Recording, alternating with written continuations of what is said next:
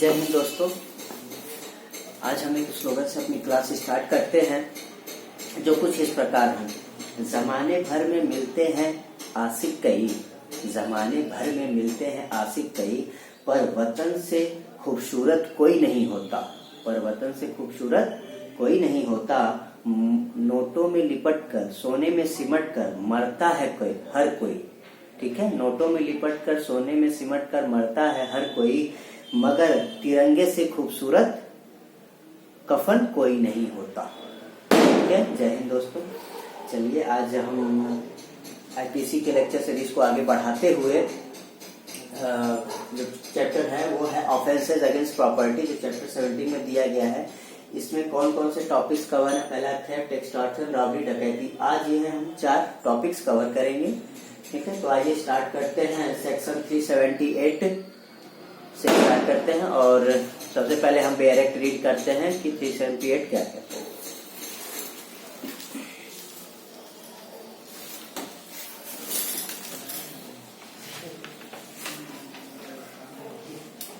Whoever intending to take dishonestly any movable property, जो कोई dishonestly intention रखते हुए किसी मूवेबल प्रॉपर्टी को, मूवेबल प्रॉपर्टी होनी चाहिए, ठीक है, out of the position of any person, किसी पर्सन के पोजीशन से, विदाउट दैट पर्सन कंसेंट, बिना उसके कंसेंट से, moves that property in order to such taking, उस प्रॉपर्टी को मूव करता है तो इस सेट टू कमिट थेफ्ट। तो उसको हम क्या कहते हैं? उसने क्या कमिट किया है? थेफ्ट को कमिट किया है। ठीक है, चलिए दोस्तों, ए थिंग सो लॉन्ग एक्सप्लेनेशन, इसमें 5 एक्सप्लेनेशन दिया गया है। ठीक है, पहला एक्सप्लेनेशन क्या कहता है? A thing so long as it is attach to the earth. ठीक है, मान लीजिए ये पेड़ है,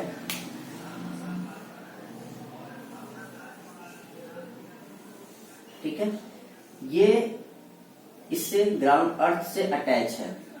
ठीक है, ये पेड़ अर्थ से अटैच है, तो ये क्या है? इमूवेबल प्रॉपर्टी है। ये क्या है? अभी इमूवेबल प्रॉपर्टी है,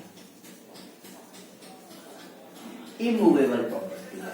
ठीक, ये क्या कह रहा है? But it becomes capable of being the subject of theft as soon as it is severed from the earth. लेकिन जैसे ही इस पेड़ को हम काटते हैं यहां से, ठीक है, यहां से काटते हैं तो ये क्या होता है?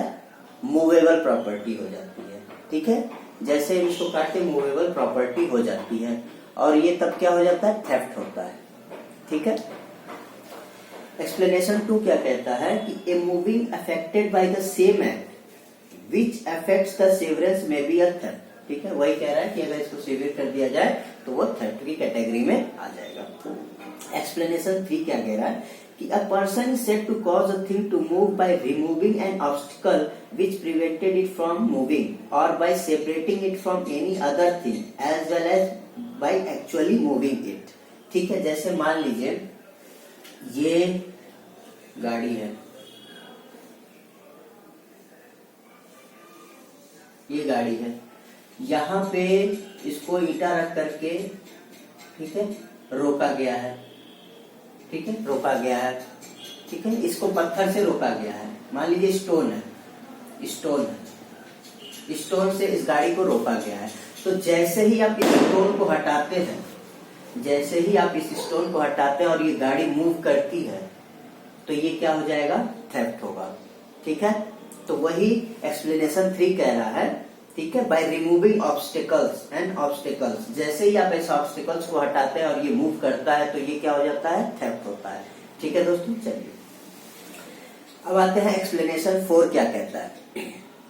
A person who by any means causes an animal to move is said to that animal and to move everything which in consequence of the motion so caused is moved by that animal। ठीक है, मान लीजिए किसी animal के लिए आप pedigree लेके जाते हैं, ठीक है, उसको खिलाते खिलाते दूसरे डायरेक्शन में लेके चले जाते हैं चोरी करने के आशय से। तो जैसे ही वो दूसरे डायरेक्शन में मूव किया, ठीक है, उसके ओनर के पोजीशन में था वो एनिमल, किसके पोजीशन में था? ओनर के एनिमल में था। तो जैसे ही वो एनिमल मूव करेगा तो वो क्या हो जाएगा?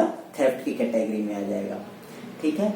और वैसे ही आप एक एग्जाम्पल देख लीजिए, इसमें दिया हुआ है एग्जाम्पल सी देख लीजिए। एग्जाम्पल बी भी इसका क्या है, एक्सप्लेनेशन 4 को कंप्लीट करता है, ठीक है। एग्जाम्पल बी और सी। सी क्या कहता है कि A meets a bullock carrying a box of treasure, ठीक है। एक बुलक जो है क्या है, ट्रेजर से भरा हुआ गाड़ी लेकर के जाता है। एक बुलक जो है ट्रेजर से भरा हुआ गाड़ी लेकर के जाता है। तो जैसे ही आप उसको दूसरी डायरेक्शन में लेके जाते हैं, ठीक है, डिसऑनेस्ट इंटेंशन से आप दूसरी डायरेक्शन में लेके जाते हैं, वो क्या हो जाता है, थेफ्ट हो जाता है, ठीक है। तो ये एक्सप्लेनेशन 4 कहता है। 5 क्या कहता है, the consent mentioned in the definition may be express और इम्प्लाइड। कंसेंट एक्सप्रेस और इम्प्लाइड होना चाहिए।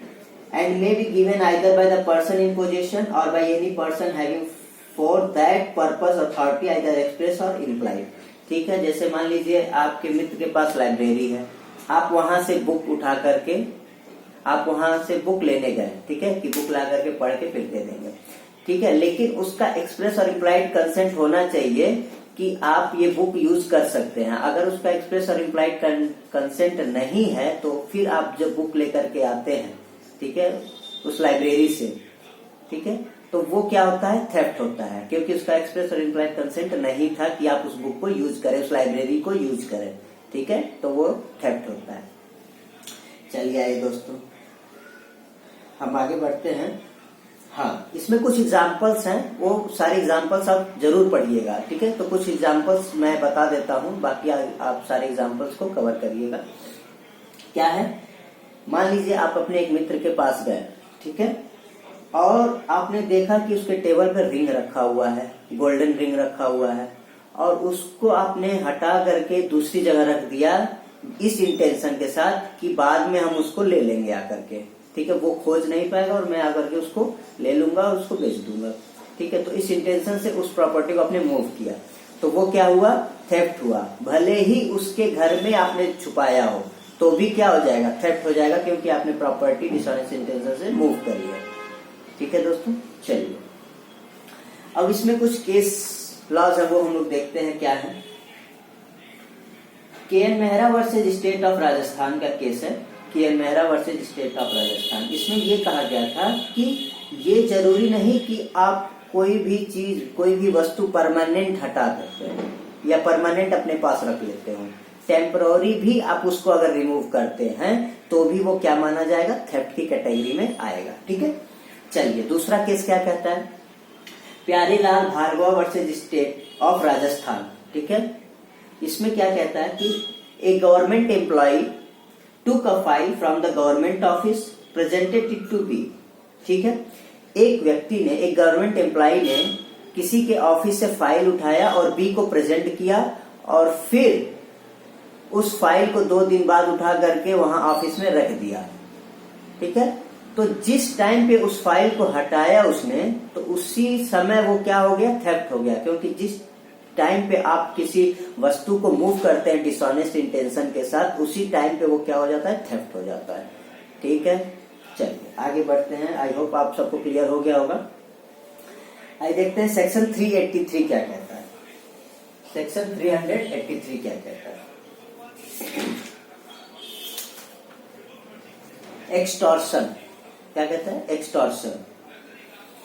Whoever intentionally puts any person in fear of injury, ठीक है, to that person or to any other and thereby dishonestly induces the person so put in fear to deliver to any person any property, ठीक है, or valuable security or anything signed or sealed which may be converted into valuable security commits extortion, ठीक है। मतलब किसी को आप डरा धमका करके कोई वस्तु लेते हैं, ठीक है, या कोई ऐसी चीज लेते हैं जिसको वैल्यूएबल सिक्योरिटी में कन्वर्ट कर सकते हैं, ठीक है, तो वो क्या होता है, एक्सटॉर्शन होता है, ठीक है। मतलब डरा धमका करके, ठीक है, उस व्यक्ति से वो चीजें लेते हैं, ठीक है, तो वो क्या होता है, एक्सटॉर्शन होता है। देखिए इसके इंग्रेडिएंट्स क्या क्या है, क्या क्या निकल के आते हैं इसके इंग्रेडिएंट्स है। Whoever intentionally puts any person in the fear of any injury to that person or to any other, ठीक है, दूसरा क्या कहते हैं, देयर बाय डिसऑनेस्टली इंड्यूसिंग, आप डिसऑनेस्टली इंड्यूस करते हैं कि वो कोई वस्तु अपना मुझे दे दे, ठीक है। That person so put in fear to deliver to any person any property or valuable security, कोई भी प्रॉपर्टी हो सकती है, वैल्यूएबल सिक्योरिटी भी हो सकती है।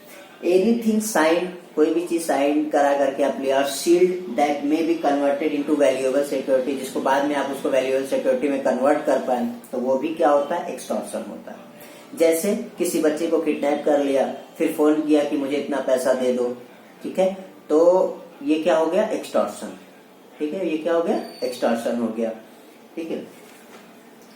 चलिए, या किसी को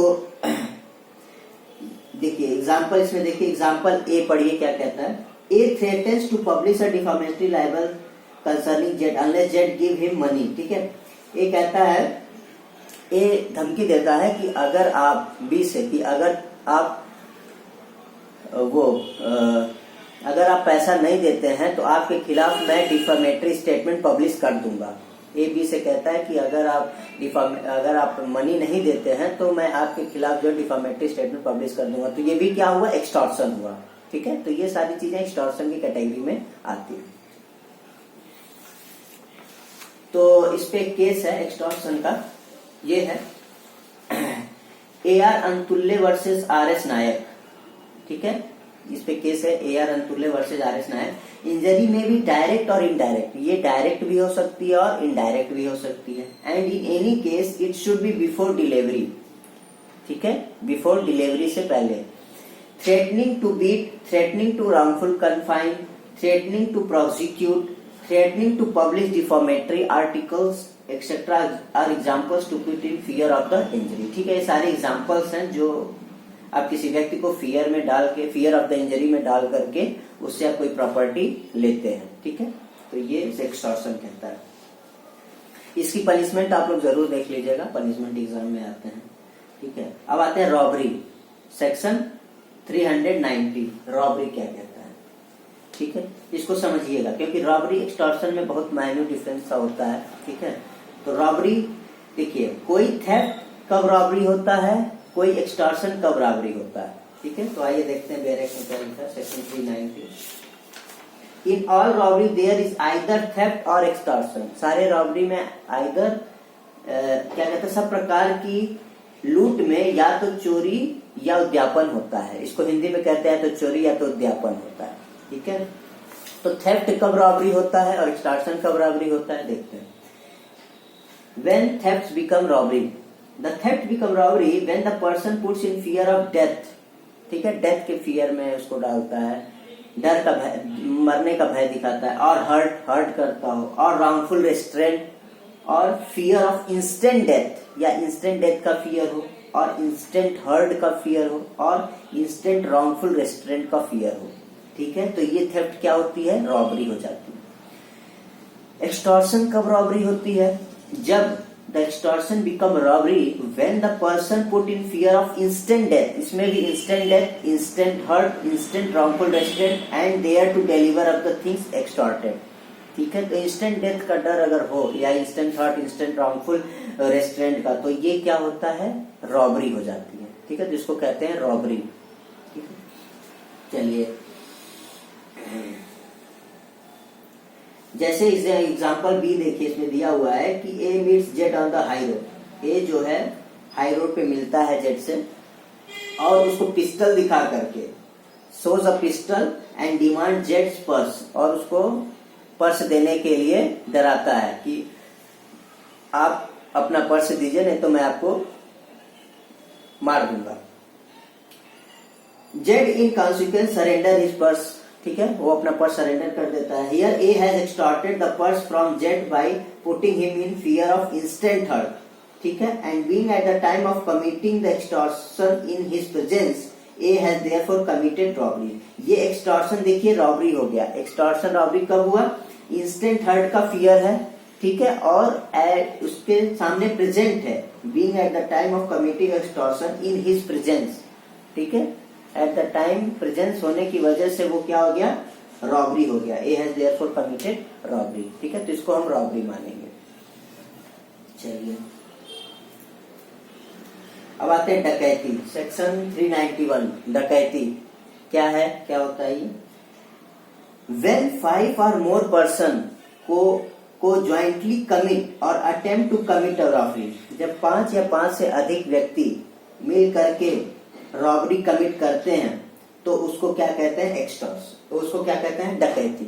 ठीक है, जब 5 या 5 से अधिक व्यक्ति मिलकर रॉबरी कमिट करते हैं तो उसको क्या कहते हैं? डकैती। ठीक है, तो ये आपका सेक्शन 391 में दिया गया है। इसकी पनिशमेंट्स आप लोग जरूर देख लीजिएगा, क्योंकि इसकी पनिशमेंट्स जो है पनिशमेंट से क्वेश्चंस पूछे जाते हैं। और सेक्शन 378 में जितने भी एग्जांपल्स दिए गए हैं आप इसको पढ़िएगा, और कोई भी कंफ्यूजन होगा तो कमेंट बॉक्स में जरूर लिखिएगा। ओके फ्रेंड्स, जय Hind, have a nice day, and सबको मेरी तरफ से रिपब्लिक डे की बहुत बहुत शुभकामनाएं, बहुत बहुत बधाई। जय हिंद दोस्तों।